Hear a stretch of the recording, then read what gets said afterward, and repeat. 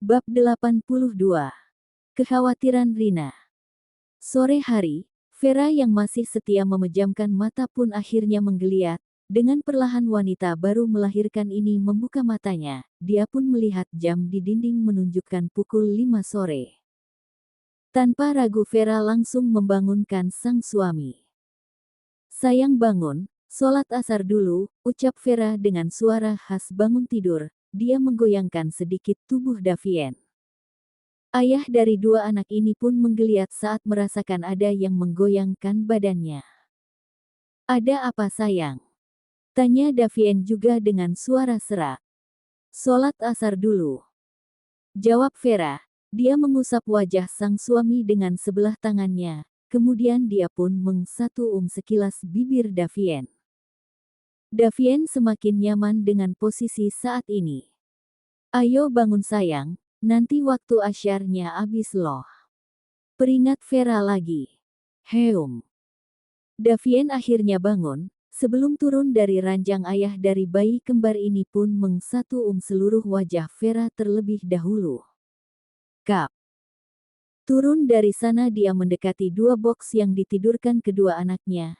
Davien pun mengsatu Syakir dan Syakira secara bergantian. Kemudian dia pun berlalu masuk ke dalam kamar mandi guna untuk membersihkan dirinya dan wudhu untuk melaksanakan kewajibannya. Vera merapikan kembali kasurnya. Melihat kedua bayinya masih tertidur pulas, Vera pun memilih keluar dari dalam kamar. Kakinya diayunkan menuju dapur. Sampai di sana Vera melihat Intan dan Biaini sedang masak bareng. "Masak apa nih Tan, Bi?" tanya Vera yang baru tiba. Ra, ini masak untuk makan malam," jawab Intan.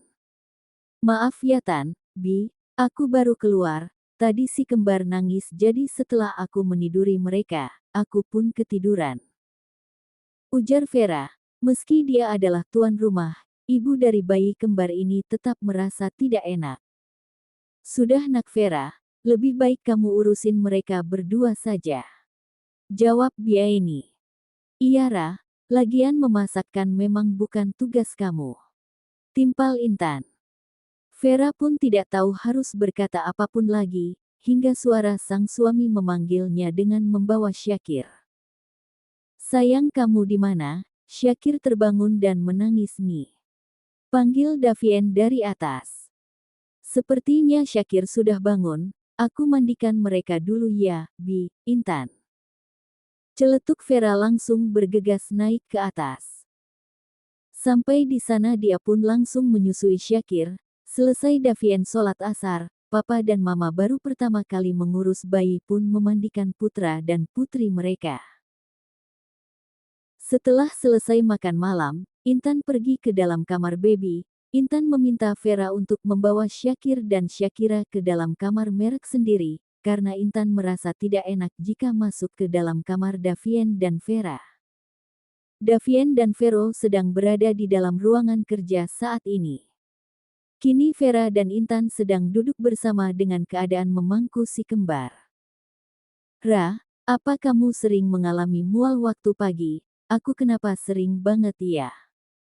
tanya Intan tentang pengalaman Vera. Istri dari Davien ini pun sedikit tersenyum, dia pun menjawab. "Itu morning sickness Intan, tapi untungnya aku tidak mengalaminya," jelas Vera.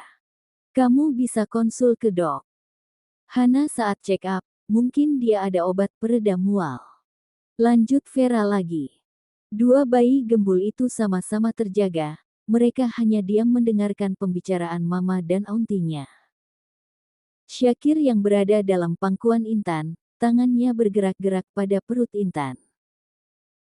"Kenapa sayang? Di sini juga ada dedek bayi, teman saya Kir dan Syakira nantinya, nanti kalian bisa main bersama," ujar Intan pada bayi yang masih beberapa hari itu. Syakir hanya menatap saat Intan berbicara, kemudian bayi boy itu pun tersenyum.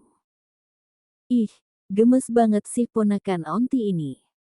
Intan mengsatu Syakir bertubi-tubi membuat anak sulung Davien dan Vera semakin tertawa.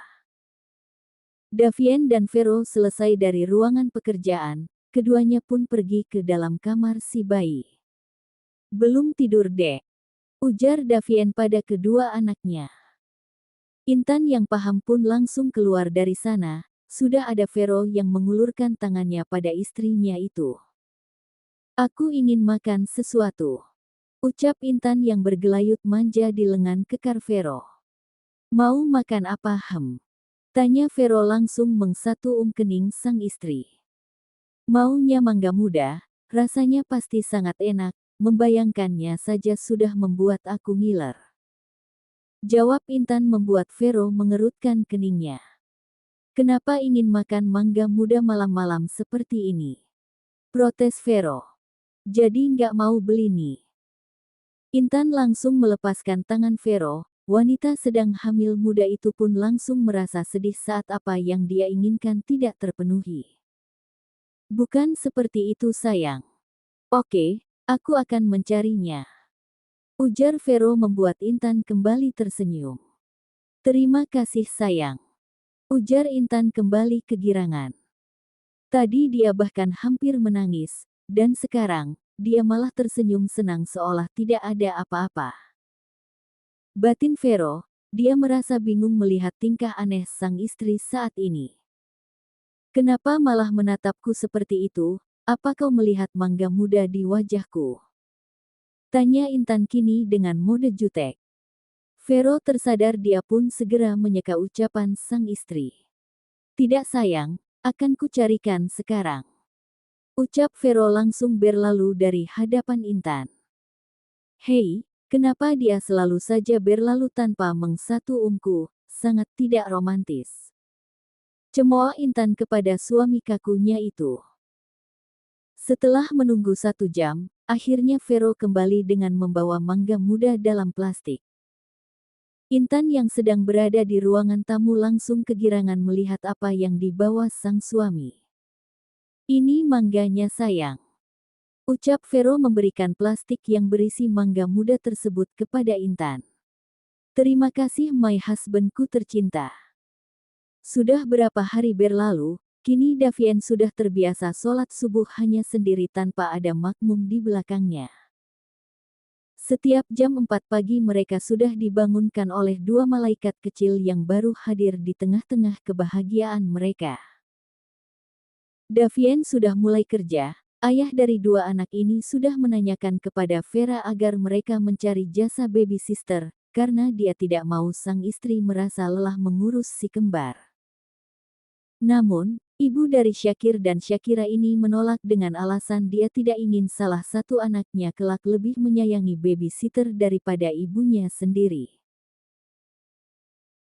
Sudah menjadi kebiasaan Vera, setiap pagi setelah memandikan dan menyusui si kembar, Vera mengurus dirinya terlebih dahulu, mandi dan berhias meski hanya menggunakan make up yang natural, sadar jika posisinya adalah istri dari CEO terkenal dan juga tampan, jadi Vera harus bisa menyesuaikan diri agar sang suami selalu merasa senang dan betah dengan dirinya, mengingat jika suaminya itu sangat digemari oleh banyak wanita di luar sana. Meski Davien sudah memiliki anak, namun tidak menjamin para wanita tidak akan tergoda lagi dengan pesona dan karisma yang ada pada diri Davien.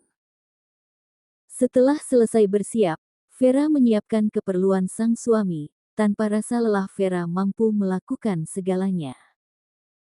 Hingga membuat sarapan untuk ayah dari anak-anaknya, karena Davien tidak berselera makan jika bukan Vera yang memasak. Sedang Intan dan juga Vero selalu terbangun awal karena rasa mual yang Intan alami di setiap pagi, seperti saat ini Vero sedang mengusap tengkuk belakang leher Intan. Uik, uik. Setiap harinya, Vero harus mengangkat tubuh lemah Intan dari dalam kamar mandi untuk dibaringakan di atas kasur. "Sayang, minum dulu ya." Vero pun membantu sang istri untuk minum. Sungguh dia tidak tega melihat keadaan Intan. Vero mendudukkan dirinya tepat di sebelah Intan. "Kapan ini akan berakhir?" gumam Vero. "Mereka sudah menanyakan kepada Dok Hana, tapi dia menjawab jika itu akan hilang setelah 3 bulan awak kehamilan." Meski Intan hanya akan mual sampai jam 7 pagi, namun itu tetap membuat sekretaris dari Davien ini tidak tega melihatnya. Sayang, jangan buat mama mual selalu dong, kasihan mama harus lemah setiap pagi. Ujar Vero sambil mengusap perut sang istri. Seolah berbicara pada janin yang masih beberapa minggu. Intan hanya diam dengan wajah yang pucat, dia pun menggenggam tangan sang suami, hanya itu yang bisa membuat dirinya merasa tenang. Pagi ini Nyonya Andin sudah meminta izin kepada suaminya untuk pergi ke rumah Davien. Dia ingin bermain dengan kedua cucunya, sekalian ngejengukin Intan yang dia dapat kabar jika menantu keduanya itu selalu mual dan lemah di pagi hari. Begitupun mama dari Vera ini, dia juga ingin menjenguk kedua cucunya. Wanita yang sudah hampir paruh baya namun tetap terlihat cantik ini begitu rindu akan kedua cucunya itu. Mama Rina sudah siap untuk pergi ke rumah anak bungsunya, Ten. Diwan dan Franz sudah berangkat bekerja, Rina akan diantar oleh supir dan pengawal yang dulu bertugas menjaga Vera. Baru dia melangkah keluar di depan pintu, tiba-tiba ponselnya berdering, Rina menghentikan langkahnya kemudian dia pun merogoh benda pipih di dalam tas yang ada di tangannya. Saat dilihat panggilan masuk itu dari nomor tidak dikenal, Rina hanya acuh tidak mau menjawab, dia pun mematikan panggilan tersebut. Mungkin hanya orang salah sambung, ujarnya sambil melanjutkan langkahnya lagi. Dring, dring, dring. Belum 2 langkah dia berjalan, ponselnya kembali berbunyi nyaring, istri dari Ten. Diwan itu pun kembali melihat ponsel yang masih ada di tangannya. Dan ternyata yang menelpon adalah dari nomor yang sama. Akhirnya pun, Rina menjawab panggilan tersebut karena berpikir itu orang yang penting. Halo, dengan siapa ini? Tanya Rina langsung to the points. Hahaha. Hanya itu yang Rina dengar di balik gawai yang menempel di telinganya, tapi sudah membuat ibu dari 2 anak ini bergetar. Siapa kamu? Tanya Rina terbata-bata. Hahaha. Lagi-lagi orang itu tertawa, semakin membuat Rina ketakutan. Apa kau langsung mengenali suaraku sayang, hingga kamu begitu ketakutan saat mendengarnya, ejek orang di seberang. Rina semakin gemetar saat mendengar dengan jelas suara orang tersebut. Apa mau kamu lagi Bentak Rina mencoba memberanikan dirinya. Kamu menjadi sangat garang ya, tapi aku semakin suka. Imbun orang itu lagi. Jangan ganggu keluarga saya lagi.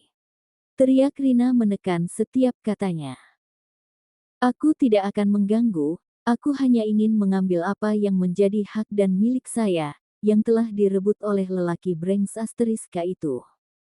Orang itu pun menekan semua kata yang dia ucapkan dengan nada sebuah ancaman. Itu bukan milikmu, kamu yang serakah. Timpal Rina tidak mau kalah. Sudah berani kamu ya, tunggu saja aku akan menjemputmu adik iparku tersayang. Hahaha. Orang itu langsung mematikan sambungannya setelah mengatakan hal tersebut pada Rina. Sedangkan yang mendengarnya begitu syok, kakinya terasa lemah, hingga kakinya mundur beberapa langkah. Ya Allah. Lindungilah keluarga hamba dari orang yang berniat jahat kepada kami. Mama Rina dan juga Nyonya Andin saat ini sedang menggendong kedua cucu mereka. Tentu saja Rina tidak memberitahu tentang apa yang baru saja dia alami kepada sang putri, mengingat jika Vera sedang sangat lelah dengan kedua bayinya. Rina hanya berniat akan memberitahu suami dan anak sulungnya, tanpa ikuti membebani putrinya. Duh, cucu oma, gemes banget sih. Nyonya Andin bertubi-tubi mengsatu Syakira, sedangkan Rina menggendong Syakir.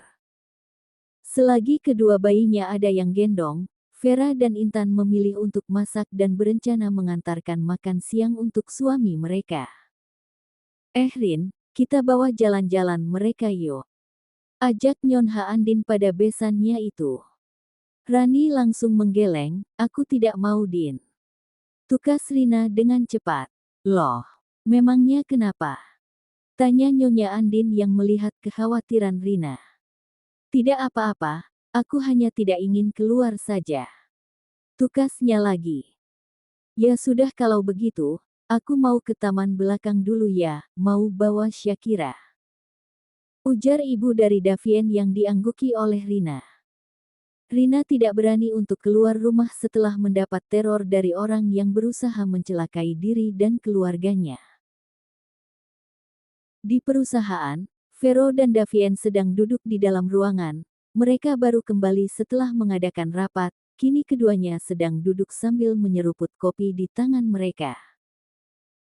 Vero, apa kamu pernah dengar perusahaan terbesar di kota XX, perusahaan yang berjalan di bidang teknologi dan farmasi? Tanya Davien kepada sang asisten. Kenapa kamu bertanya tentang perusahaan itu? Tanya Vero. Aku hanya sempat mendengar dari rekan bisnis kalau itu perusahaan yang juga tidak kalah besar. Kalau kita mengajukan kerjasama, ini pasti akan sangat menguntungkan untuk kita. Ujar Davien membuat asistennya mengangguk-anggukkan kepalanya. Cari tahu sekarang Vero. Ujar Davien lagi. Dengan gerak-gerik jari jemari yang lincah, Vero membuka tablet miliknya dan mulai mencari tentang perusahaan yang akan mereka ajak kerja sama. Hanya sekitar 10 menit, Vero sudah mendapatkan informasinya. Perusahaan Anggara, yang dulu dipimpin oleh Tuang Anggara sendiri, setelah beliau meninggal, perusahaannya diwariskan kepada putra bungsu yang bernama Ryan Anggara, tapi sudah sejak 1 tahun perusahaan dipimpin oleh Ten. Ryan, dia beserta keluarganya mengalami kecelakaan, tapi sampai saat ini belum ada kabar tentang mereka berempat. Ten. Ryan memiliki 1 putra Franz Anggara dan 1 anak perempuan Kia Anggara. Kini perusahaan itu hanya dijalankan oleh asisten pribadi dari Ten. Anggara, sedangkan kakak dari Ten. Ryan bernama Roy Alvin Anggara hanya mengurus dari salah satu anak cabang perusahaan tersebut, entah ada alasan apa hingga perusahaan pusat tidak diserahkan untuk kakak dari Ten. Ryan ini. Jelas Vero melihat isi dari tablet di tangannya. Vero, bukankah itu nama Daddiwan dan Kia?